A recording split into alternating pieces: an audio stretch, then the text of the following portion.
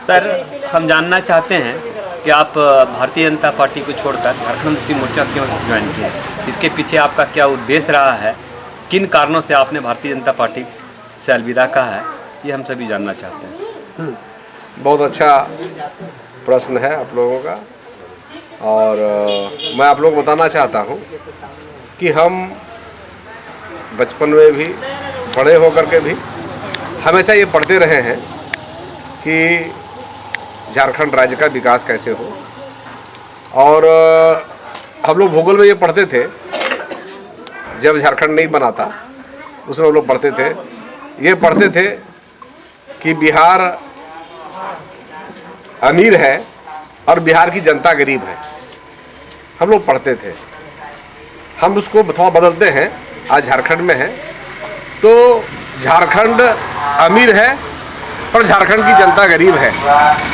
यही सवाल मेरे मस्तिष्क में हमेशा प्रहार करते हैं, हमेशा हमला करते हैं। झारखंड राज्य के निर्माण के 22 वर्ष बीत गए और इस 22 वर्ष में यहाँ के जल, जंगल और जमीन पर झारखंडियों का अधिकार नहीं है। हम जानते हैं कि इस संपदा का उपयोग अगर झारखंड वासियों के लिए किया जाए तो झारखंड वासी पूरे भारत के सबसे अमीर व्यक्ति होंगे, सभी का जीवन सुखमय होगा, आनंदमय होगा। हम सारे लोग पूरे अच्छे संसाधनों और सुविधाओं से लैस होंगे। परंतु सरकार की जो नीतियां रही है इस नए राज्य के निर्माण के लिए, वह सकारात्मक नहीं रही है, वह जन कल्याणकारी और जनहितैषी नहीं रही है। इस कारण से हम संपन्न होते हुए भी आज भी इस राज्य के निर्माण के 22 वर्ष बीत जाने के बाद भी हमारी यहाँ की जनता की स्थिति अच्छी नहीं है।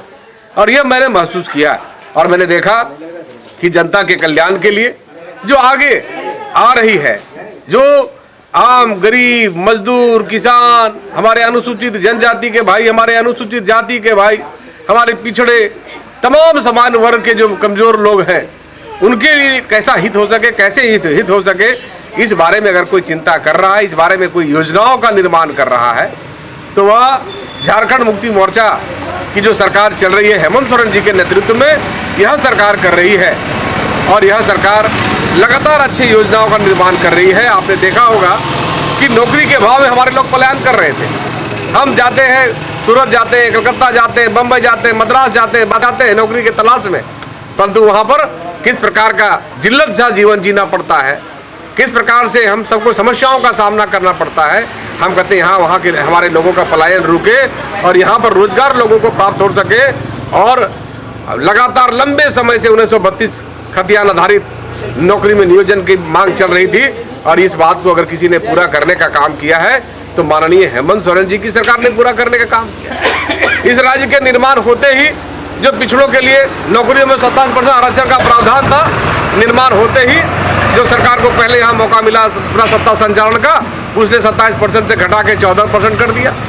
और अब देखिए कि हेमंत सोरेन जी की सरकार बनी और इस सरकार ने पिछड़ों के लिए नौकरियों में 27% आरक्षण का प्रावधान झारखंड में लागू कर दिया।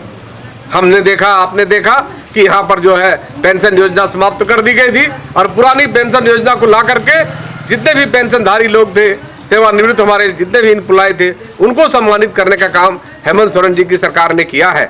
आप लोगों ने देखा होगा किशोरी समृद्धि योजना, जो हमारे प्रथम शिक्षिका, इस देश की महिला शिक्षिका सावित्रीबाई फुले जी के नाम से इस राज्य में लाने का काम किया है।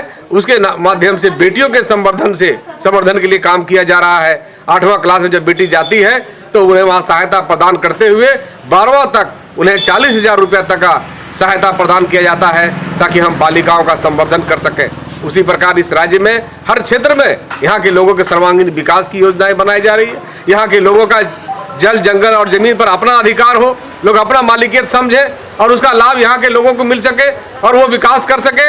इस प्रकार की योजनाओं का निर्माण झारखंड मुक्ति मोर्चा की सरकारें कर रही है। निश्चित रूप से इन तमाम चीज़ों को देखते हुए यहाँ की जनता के कल्याण के रास्ते को जो प्रशस्त कर रहा है, और मेरा भी दायित्व यही बनता है कि हम झारखंड के लोगों के जीवन स्तर को ऊंचा उठाएं, उनके जीवन को आगे लेके जाएं और जो काम ये सरकार कर रही है, इन बातों को देखते हुए मुझे लगा कि मेरी बातों को यहाँ पर सुनी जा रही है। मेरे जो विचारधारा है वो विचारधारा की पूर्ति यहीं से संभव हो सकती है।